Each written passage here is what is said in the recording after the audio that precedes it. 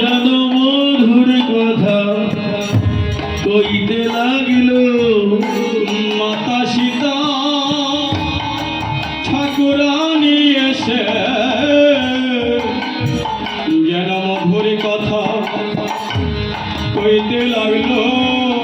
যেন মাতা সীতা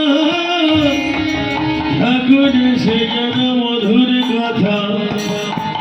কহিতে লাগিল মধুর কথা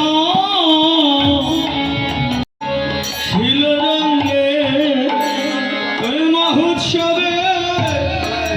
করিল বিধান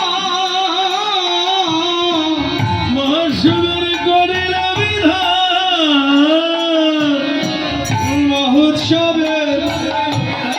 করিল বিধান যেন মহোৎসবে করিল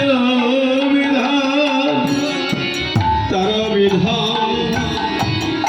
করিল যেন বিধান করিল তিন মহাপ্রভু মিলে বিধান করিল তিন সাধু জানলো দেখি আমিও রাজ দর্শন করতে পারি কিনা। কিন্তু যখন পার্বতী চলে গেলেন